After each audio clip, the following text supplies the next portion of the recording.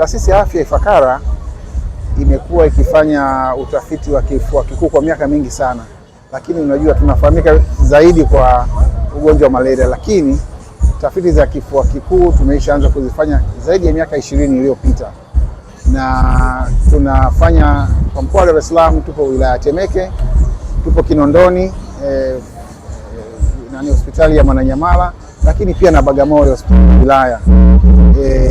Tunafanya tafiti mbalimbali kwa ajili ya kupambana na kifua kikuu, na leo hapa tumekuja kujumuika na wananchi wa Temeke ambako sisi ni wadau wakubwa katika swala la TB. Tunafanya kazi karibu sana na ofisi ya mganga mkuu wa wilaya pale ofisi ya Temeke. Tuna ofisi zetu ambazo zinahusika na utafiti wa kifua kikuu. Kwa hiyo tunafanya tafiti mbalimbali zikiwemo tafiti za kuangalia ni jinsi gani tunaweza tukapunguza muda wa matibabu. Matibabu ya TB ni ya muda mrefu, takriban miezi 6.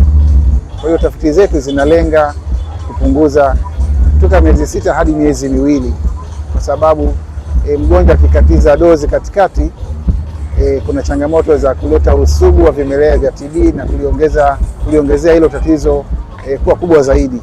Utafiti umekwisha kamilika na matokeo yameshatoka, yanaonyesha kwamba inawezekana kabisa kumtibu mgonjwa wa TB ndani ya miezi 2 na atapona kabisa. Kwa hiyo sasa ni serikali sasa kuchukua matokeo na kuyaingiza kwenye sera ya matibabu. Kwa hiyo hizo ni tafiti ambazo tunazifanya, lakini tunafanya tafiti za kuangalia njia bora za kutambua wagonjwa wa kifua kikuu. Kwa hiyo tunafanya utafiti kwenye vitendea kazi au vitendanishi au diagnostic tools za kutambua TB haraka.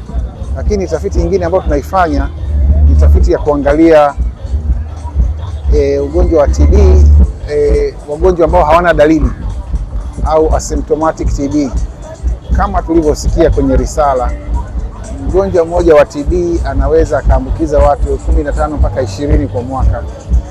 Kwa hiyo sisi kwenye tafiti zetu, wale wagonjwa wanapokuja kwenye kliniki zetu, tunarudi nyumbani na kuwachunguza watu wote ambao ni ndugu zake wa karibu au wanaishi naye pale, ili kujua kwamba kama wana TB tayari lakini hawana dalili. Kwa sababu kama nilivyosema, kuna watu wengi wanatembea hawana dalili, hawakohoi wala hawatoki jasho usiku, lakini wana TB.